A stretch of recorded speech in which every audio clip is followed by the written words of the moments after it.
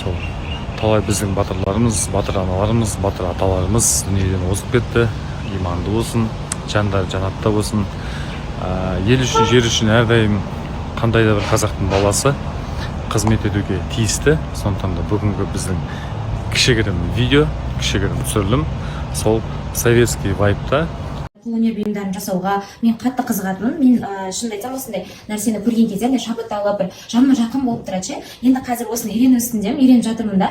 Күннен күнге қызық болып жатыр. Қазір бізге көп нәрсе керек емес, просто қарапайым осындай антистресс пакеттер бар ғой, пленкалар, осындайды қоямыз, чтобы бізге жұмыс істеуге ыңғайлы болу үшін. Және осындай қойдың табиғи жүні таратылған. Және мына жерде бізде шолп мата, жібек матасы и осындай оюлар жасау үшін қазір бізге керек осы нәрселер. Және сабынды су и перчаткалар керек болады. Қазір сіздермен бірге осы процессті көрсететін боламын, бірақ алдағы уақытта бұны мен саламын ба, салмаймын ба көремін. Себебі жұмысымыз қалай шығатынын білмей тұрмын. Бірақ барынша осы нәрсе қызығушылық көп болғандықтан күшті бір нәтижелер күтіп тұрмын. Қазіргі мен жасап жатқан нәрсем ол жүн салу деп аталады. Осылай арнайы қыр-сыры бар екен. Мен ойлайтын, мені просто так қоя салатын шығар деп, оказывается, келіп үйренгенде осы нәрсенің барлығын үйреніп жатырмын. Қазір өзіме арнайы бір размерде жасап аламын. Сонымен бізде жүн мата шығатын болады, кигіз мата. И осылай өзінің техникасымен қойып шығамыз. Енді мен әзірге енді үйреніп жатырмын. Негізі бұны одан да күшті әдемі етіп істегендерін көргем, бірақ әзірге қазір болады.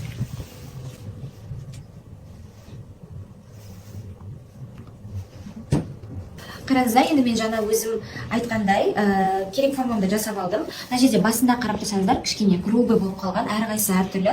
Уже кішкене былай-былай қатар-қатарына қарасаңыздар, біркелкі әдемі жинақы болып тұр. Осылай негізі қол үйренеді екен процесс кезінде өзім жаңағыдай жасап жатып, еще андай миымда тынығып, тынып алып жатыр ше. Оказывается, осындай нәрсе жасау керек екенбіз ғой. Осындай нәрсе бізде андай рутинадан шаршап кеткен моменттерде прям мынау күшті помогает, и жұмыс жасап жатсың, и өзіне де прям демалыс болып жатыр. Қарасаңыздар, мына жақтары прям уже идеально болып шыққан екен. Солай үйренгеніме қатты қуанып тұрмын. Мен енді өзіме керек форманы жасап болдым. Негізі бұдан да үлкен қылып жасауға болады. Просто маған қазір керегі осы болып тұр. Енді осының үстіне осындай тюль сияқты матаны қойып илейтін боламыз. Жұмыс барысында қолымызды да ойлайық. Себебі теріге де ешқандай зиян келмес үшін. Себебі бізде алдағы уақытта әлі қанша бұндай жасауы мүмкін белгісіз. Сол үшін перчатка киіп аламыз. Және обычный жидкое жасап болдым. Негізі бұдан да үлкен қылып жасауға болады. Просто маған қазір керегі осы болып тұр. Енді осының үстіне осындай тюль сияқты матаны қойып илейтін боламыз. Жұмыс барысында қолымызды да ойлайық. Себебі теріге де ешқандай зиян келмес үшін. Себебі бізде алдағы уақытта әлі қанша бұндай жасауы мүмкін белгісіз. Сол үшін перчатка киіп аламыз. Және обычный жидкое мылоға осындай су қосып, сабынды су жасап аламыз. Және жаңағы қойдың жүнін қойдық қой, біз соны біріктірудің мақсатында осылай сабынды суды сеуіп шығатын боламыз. Мен отырған жүн бірігу мақсатында, негізі қойдың жүні өзі бұйра болады ғой. Соны таралғанда біз қайтадан үстіне су қойған кезде осылай жұмсалатын болады. Және үстінен осылай жай ғана аккуратно, нежно басып шығатын боламыз. Қолымызда қатты алуға болмайды.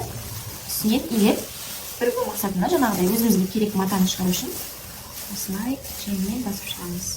Жүнді илеу процесі кезінде біз осылай каждыйын қарап отырамыз және жабысып қалу мақсатында жабысып қалу үшін үстіндегі былай алып тексеріп отырамыз. Ешқандай жері жабысып қалғанын көргеннен кейін осыны қайтадан қойып жүндейміз. Бұл қыздар оказывается андайда негізі не только қолөнер и бізге жаттығу үшін физкультура, себебі білесіздер, алақаннан неше түрлі миға әртүрлі сигналдар барады. Яғни сіздің не только қолыңыз и миыңыз да жақсы жұмыс істеп, сізге күшті жаттығу болатын болады берсі. Күшті маған прям қатты ұнап жатыр. Енді илеп болғаныма матаны 30-40 минуттай уақыт болды. Және осындай болып шықты. Енді астыңғы жағын көріп тұрған шығарсыздар, кішкене грубылау, енді қалыңдау болып тұр. Бірақ жоғары жағында кішкене более андай нежный бірдей болып тұр. Бұл матаны енді қазір біз суға сабынын кетіп жуып алдық. Дәл енді осы күйінде жайған күйімізде кептіретін боламыз. Ары қарай бізде жаңағы көрсеткен ою бұйымдарымызды кепкеннен кейін барып қатып жасайтын боламын. Киізді жуып, кептіріп алғаннан кейін өзімнің жақсы көретін оюларымның бірі түйе табан оюын қиып, арнайы узор етіп алдым.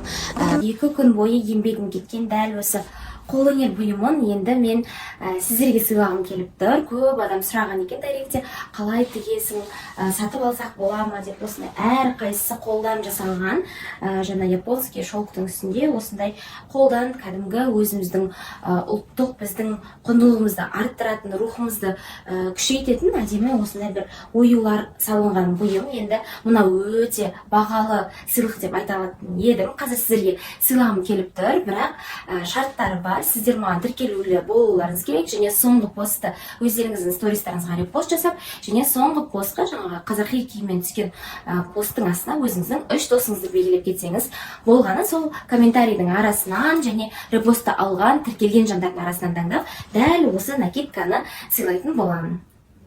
Қайырлы күн баршаңызға, қалайсыздар? Бүгінгі мереке құтты болсын. Бүгін қыздар осылай әдемі болып киініп алдық.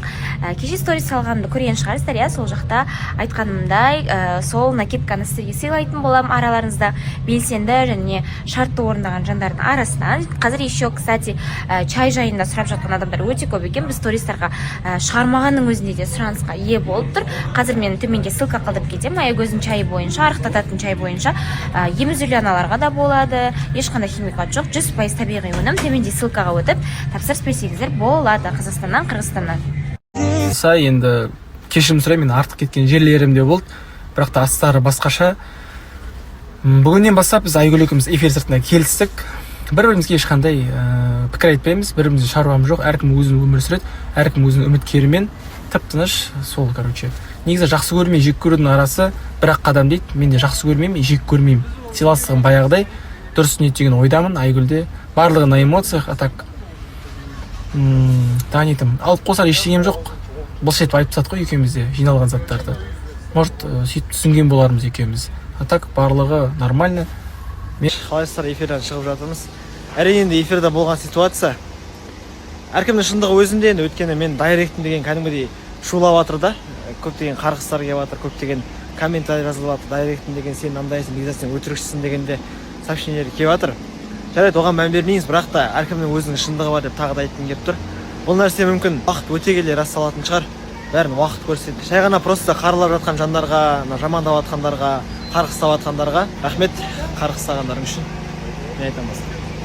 Уақытымен бәрі ашылатын нәрсе деп ойлаймын. Уақыттың еншісіне қалдырдым ба. Қалайсыздар, қайырлы күн, амансыздар ма, не істеп жатсыздар? Короче, біз режим хатико болып отырмыз мына жерде. Бүгін қыздар не істейді жатыр? Не күтіп отқанын білмейміз. Бүгін біздің қыздар, короче, бізге бір жақсы бір нәрсе ұйымдастырып жатыр деймін. Бірдеңе күтіп отырмыз әйтеуір. Жони жан айналайын. Тамақ күтіп отыр. Жони жоба қатысушы емес. Бүгіннен кейін. Түрі қашып кеткенше. Міне Постоянно түрін қашып жүреді деп әбесіне ма? Постоянно осылай. Шаршаңызың ғой. Рейн басын дұрыс емес па?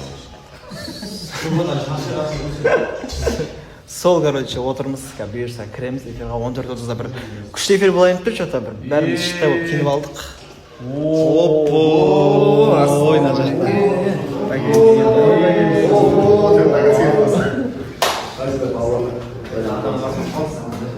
Опо, мына жақта бір менің қуанышымды қарап жатыр бұлар.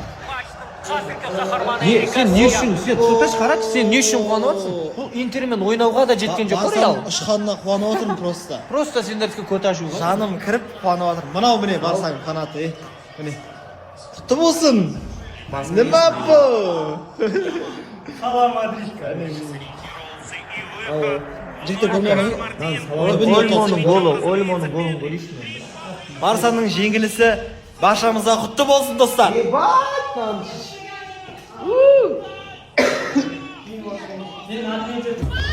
Съемка қалай болып тұрады? Съемка күшті болды, мықты болды. Осындай панфилов паркте, короче. Бұйырса, ертең саламыз. Видеограф жесткий, молодец, красавчик. От души. Видеограф идеясы, тема. Өзі айтып отырады, сен тек қана түсіріп отырасың болды. Түсіп отырасың, бүйтіп болды, өзі айтып отырады. Сөйлесе от души береді. Келіңіздер. Бұйырса, ертең саламыз, Алла қаласа. Ассалаумағалейкум, қалайсыздар? Қалдарыңыз қалай, амансыздар ма? Мен бүгінгі сомдайтын рөлім Совет одағының солдаты.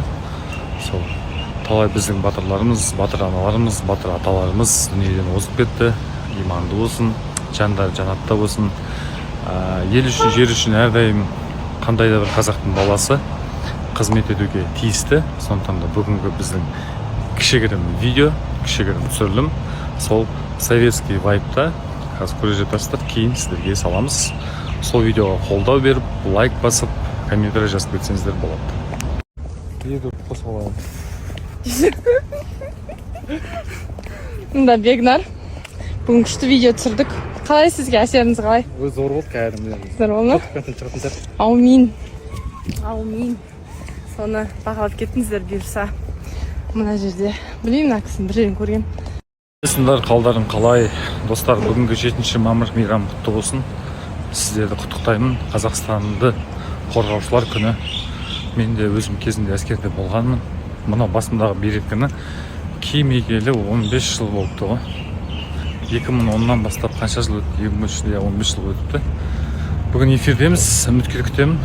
Күндеріңізге сәттілік. 14:30-да қосылайық.